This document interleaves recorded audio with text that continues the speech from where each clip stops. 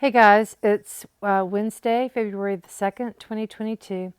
And early this morning I had a flash vision and then I received a word from the Lord.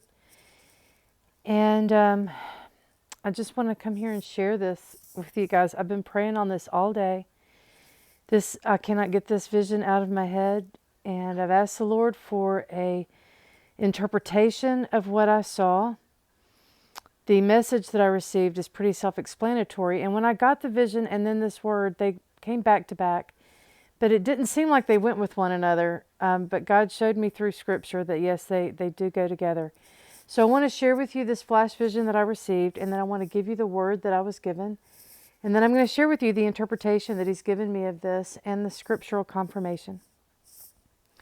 So right after I woke up this morning, I was still lying in bed praying, and I received this flash vision of me walking down this little narrow path, and I rounded this bend in the path, and I came upon this really skinny, sickly-looking brown goat.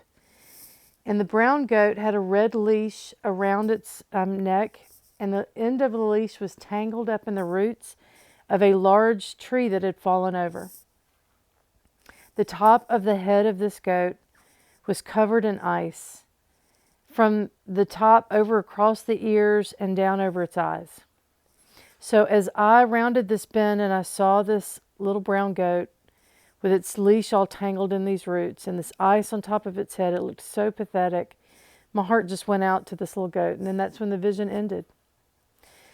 So I'm lying in bed, I'm praying about what this vision meant and what all of that was, and immediately I heard this word that got dropped into my spirit.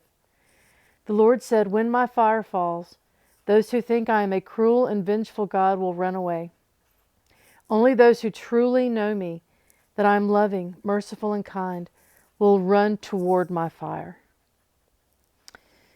And that was the word.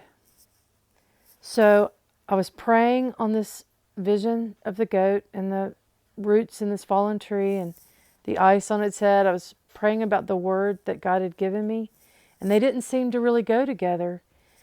But here was the interpretation that God gave me.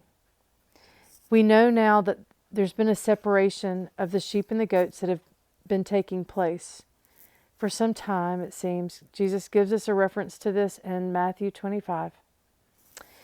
And it's all about being tested, the separation. So the goat represents, I believe, a scapegoat.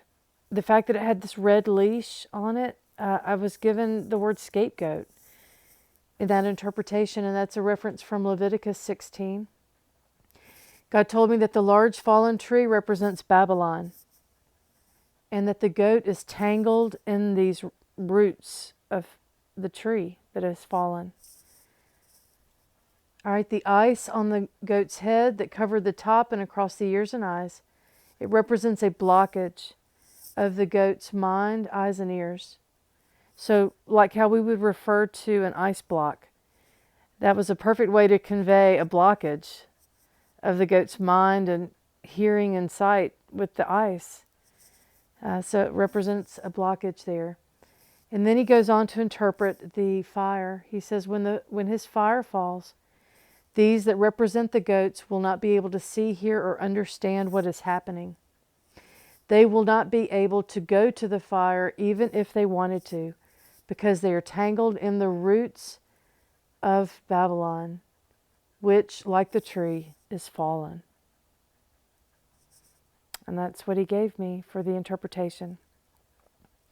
So after I received the interpretation, I continued to pray on this. And I got my Bible and I asked him to give me a scripture that would go with this vision and this word that he gave me. And I prayed and asked him to guide my hands, and it fell right to Isaiah 5, verse 24. And I've circled that number. It wasn't circled before when he showed it to me this morning.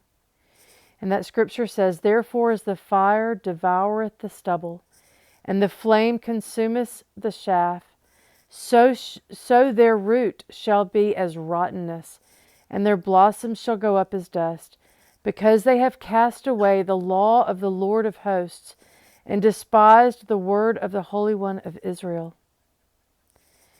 Now, when I saw that verse, it wowed me.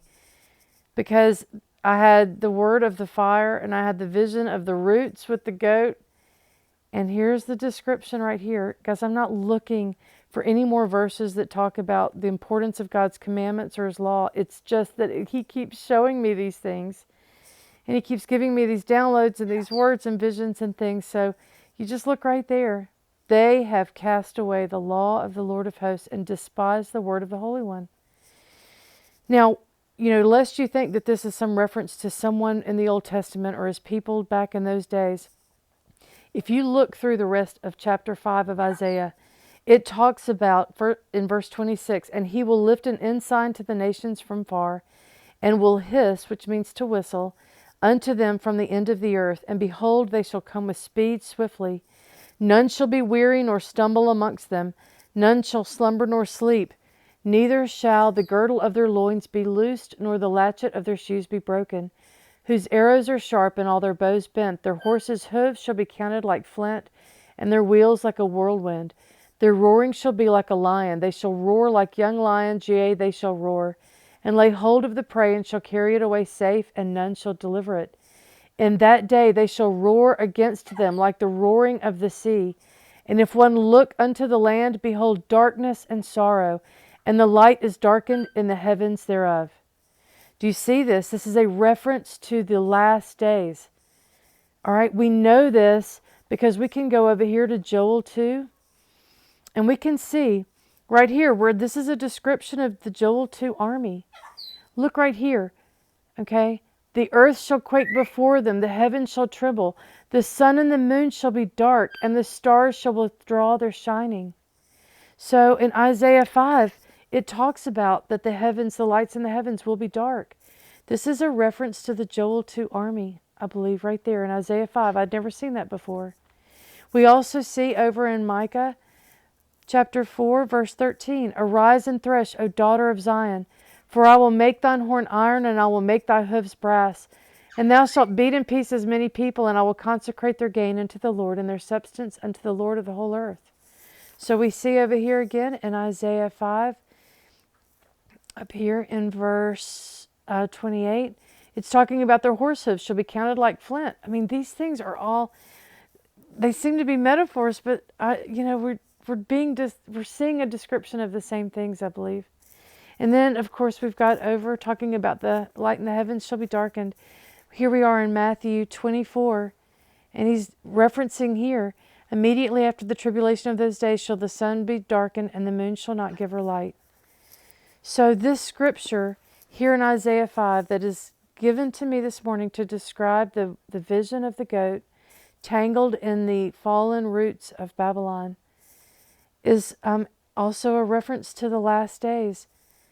And I believe that those goats represent those that have cast away the law of the Lord of hosts and despised the word of the Holy One of Israel.